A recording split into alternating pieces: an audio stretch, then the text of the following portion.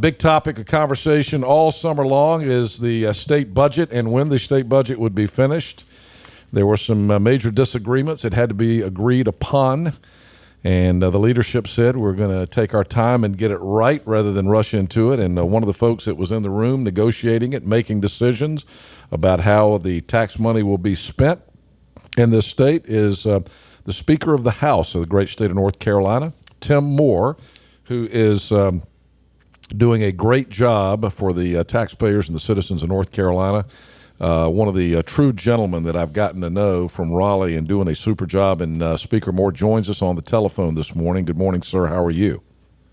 Good morning, Henry. How are you, sir? I'm doing fine. I know you stepped out of a meeting to take this call. You're in an important meeting this morning, so I appreciate your time. I know you're glad to have the budget behind you. And, of course, you got a lot of criticism from the media and other people who are saying, why is it taking so long? So why don't we start there? Why did it take so long? Well, first of all, I wish I was in down your way at the Pitt County Fair instead of stuck here in Raleigh. Come on down. Working on the budget and things. Well, we of course got the budget done, and it took a while. Oddly enough, we ended up having this surplus, which showed that I think that our tax policies have done well. But the problem was, we had all this money that no one expected, and as a result, there was all these competing needs out there, and it was how do you spend those sums, and at the same time, how do you or what kind of tax relief do you also put forward? And so the Senate and the House had some very different ideas on how to resolve that, and it took a while to negotiate the differences. And if you think about it, it's nearly a $22 billion budget. And if I have someone making decisions on how to spend that money, I'd rather them get it right than get it done quickly. And the process took a while. But the good news too, Henry, is we've also addressed most of the issues for the second year of the biennium. So when we come back for the short session, it really should truly be a short session. All of the government employees are going to get a $750 bonus this year. No raises, but bonuses for $750. And then you stuck to your promise that no school teacher would make, even starting school teachers would make less than $35,000. Talk about what the thought process that went in all that. Well, we really wanted to do a lot for state employees and teachers. The House actually had a 2% raise. The Senate wanted to lower the spending target, and as a result of those negotiations, we ended up going with a bonus. For those on the lower end of the pay scale, the $750 bonus is actually worth a lot more than a 1% or 2% raise. So it helps those who probably are the ones most in need because of a lower salary. The other thing that we did, we constantly get attacked, particularly from the left, about not doing enough for teachers. And last budget cycle, we did a 7% raise, and we were still attacked. This year, we've done a bonus. We've also funded what's called the step raises. These are actual pay raises that automatically happen after every few years of service.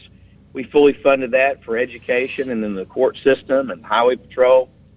And it seems like every year, no matter what we do, that we get attacked for not doing enough for education. I guess if we spent another $1 billion on education, there would be those who would still claim that we're not doing enough. And I'll tell you, Henry, you serve on the university board of governors. You know the challenges we face and how fortunate we are to have a great university system. I'm the parent of two young boys who are students in the public schools, and I'm fully invested and committed to the public schools. And I will tell you, my colleagues are as well. And it's always unfortunate when the left wants to try to demagogue the issue, because we have a wonderful public education system in the state. We do fund it very generously. And this is interesting. I thought about this last night when I knew I was going to be talking with you. You hear people talk about these statistics that talk about how teacher pay in North Carolina is really low. Well, what they're doing is they're only taking the part that is paid for by the state. The way our system is set up, the counties also pay what's called a supplement, and that's we fund it that way. And so when the counties do the supplement, you combine that with the state pay, our teachers are actually paid quite well compared to neighboring states and frankly, throughout the nation. So I'm proud of what we've done for public education and for the rest of state government. I think that's the frustrating thing about it, because the NCAE, the teachers union, some of the leftist organizations out of Raleigh, they flood the market and the media with statistics that are really jimmied to prove a point that, and a lot of times those numbers just aren't right. I think it was interesting to hear John Hood talk about this recently, where, all the years that the Democrats were in charge of the state of North Carolina, we were at the bottom in terms of teacher pay. Now the Republicans are in charge, and they say that North Carolina is still at the bottom, but we're really somewhere right in the middle now, it looks like, if you take the real numbers. And, yeah. We are. And the other issue, too, one of the things that we fought for very hard was to make sure that we kept those teaching assistants, that are in those kindergarten through third grade. Very important to have them there. And so we were hearing all this outcry about you need to save teaching assistants, save teaching assistants. Well, guess what? We saved every one of those positions. But here's the thing we discovered. The left, again, was trying to make it about teaching assistants.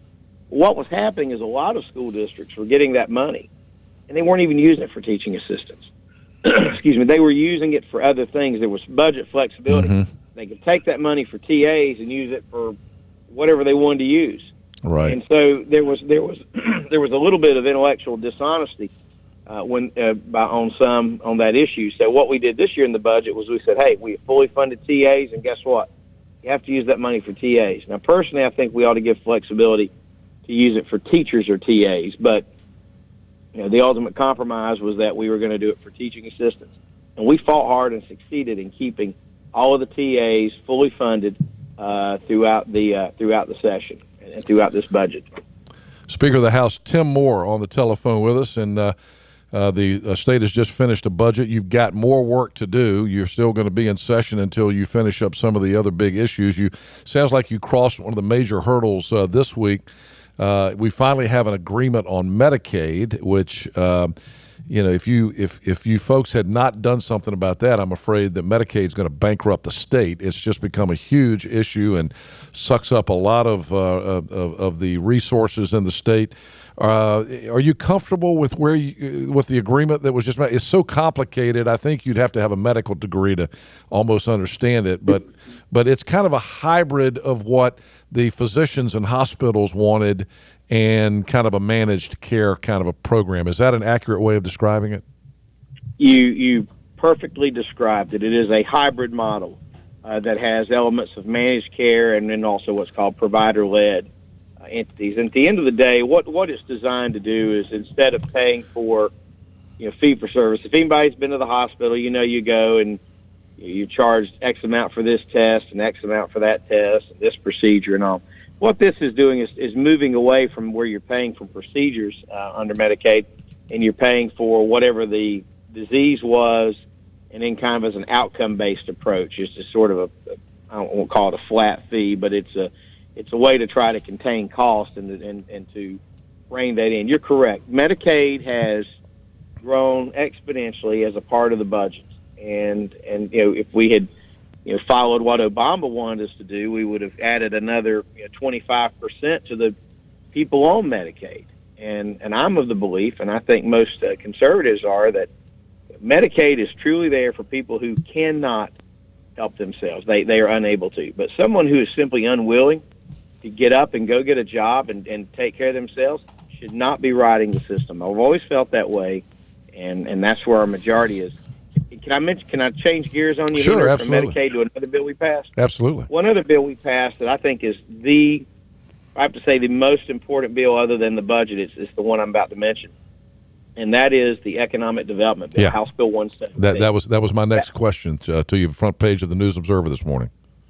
There you go. That is critical, and that is going to do so much for the entire state. Everybody knows. I'm from the western part of the state, but I know very well the challenges facing eastern North Carolina. I've been all throughout. I've been down to Pitt County many times and all around. And I know when you get outside of Greenville, you're not having as much of the growth that way. And this bill is going to be key. And we have the Edgecombe County mega site. Auto plant was looking at that. Some other businesses are looking at that. We need to do everything we can to make sure that this entire state, not just the urban areas, but the entire state, is able to be competitive in bringing businesses, bringing companies to the state. This bill is huge in that respect. It continues. The JDIG does a lot, and the folks, in your area should know that, Susan Martin, they from down in representing Pitt and Wilson, Brian Brown, Bob Steinberg, just a few that come to mind are folks who have really gone to the mat fighting to get this particular bill passed, and really have worked very hard. I know Jeff Collins from up in Rocky Mount, he's been very interested in economic development. So the folks who listen to your show should know that the legislators, the conservative legislators from your part of the world, are working very hard to try to bring jobs to eastern North Carolina. Speaker of the House Tim Moore, I know you got to go back into that meeting. Have you got another minute, or do you need to? I do. I actually drove to the legislative building, so we're good. So you're good now. I wanted to ask you also, one of the other controversial issues that popped up during the budget negotiations, a little bit, and I know you were against too much policy going into the budget. The Senate wanted to put a lot of policy in the budget. I know you fought that and won those battles for the most part. But the one thing that Senator Harry Brown, who of course is our friend from here in eastern North Carolina, we're on. By the way, we're on a station down at the coast as well, Tim. We cover everything from Ahoskie now to nearly Wilmington, in Harry's area there in Jacksonville. Harry wanted to propose that the way sales taxes are distributed in the state be changed to help some of the smaller, poorer counties. And of course, there was a lot of kickback from Charlotte, Raleigh, some of the bigger folks. I know that it was the governor was very outspoken against this. What ended up getting worked into the budget was a little taste of that, in that you created some new service taxes that are going to be distributed that way to help smaller counties. Are you happy with the way that all worked out? I'm satisfied with the way it worked out.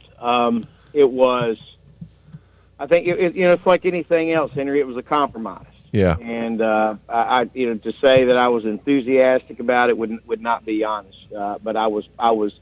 At the end of the day, I was pleased with where it went. It addressed the problem of trying to get a little bit more money to the rural counties. I mean, we've seen it. All you got to do is get in your car and drive 30 minutes from any metro area in the state, and you'll see it. Counties that are struggling. I represent, a county that's a rural county in the western part of the state, and I've made this point before. The old debate used to be between East versus West, right? And as I've said before, that's only relevant for barbecue.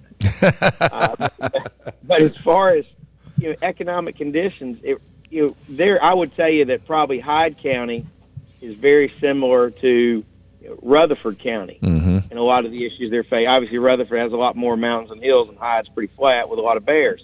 But but the unemployment issues, the challenges where young people are having to move away to find a job, and the population is becoming older that's left there, and the population is actually decreasing. You're seeing that in counties around the state, and it's not East versus West; it's rural versus urban. So the key is, and the balance is, how do we keep doing things to make sure that these urban areas that are growing continue to grow, that we do all we can to make them competitive and continue to bolster the state, and at the same time not leave the rural areas behind. And that's the balance. And I do think at the end of the day that House Bill 117 and the tax reallocation formula do that. And as far as taxes go, the only reason we even considered expanding that sales tax was because we were also instituting some very significant tax cuts in the budget. We passed on major income tax cuts. And so doing that in conjunction meant that you had a net tax decrease to the tune of $400 million in less taxes over 2 years. So with all of that in the mix, I felt comfortable with going through the reallocation approach. Mr. Speaker, I'm going to let you go. I do want to ask you very quickly, though, about the bond package. It looks like the bond is now going to be somewhere, as we understand it, around $2 billion to try to create some infrastructure and try to create some jobs in the state. And as I understand it, it now looks like it's going to be on the ballot in March, not in November. Is that accurate? That is accurate, Henry. We're gonna put it on the ballot in March. We're expecting, and we're actually going to move all of the primaries to March. So March is going to be a big election, presidential race, where we're finally relevant in the presidential primary. Yeah. On all of the other races for primary, and so the bonds. So it actually will be a very interesting election cycle in March. And something about the bonds too, very important bill. The governor has championed this, and we've worked with the governor on it. And it represents an approach to funding serious capital needs throughout the state. I mean, from the westernmost to the easternmost. It is fairly apportioned. I know ECU gets some significant bond money out of this as well, and we wanted to make sure that was done fairly as well. So yes, the bond's there, and hopefully your listeners will, when they find out about it, will be inclined to support it on the ballot in March. It is a good initiative. Well, we appreciate your support on it, and we're excited about the direction that we're heading, and in spite of some of the things that you might read in the News Observer or some of the other lefty organizations, I think you're doing a heck of a job, and I think we've got good leadership, and we appreciate very much your service to the taxpayers of North Carolina and all you do for us, Mr. Speaker. Well, thank you, Henry. It's always a pleasure talking with you, and I appreciate you having me on the show. All right. Thank you for giving us some extra time this morning. Have a good day. When do you got to get out of Raw? Are you going to try to adjourn by Friday, or you think you'll be there another few days? We'll adjourn probably next Wednesday is what we need to do schedule-wise. We still have a number of other bills that are working their way through the General Assembly, some important bills, and so we're going to adjourn. The set date to adjourn at this point is September the 30th. Okay. Speaker of the House, Tim Moore. Thank you, Mr. Speaker.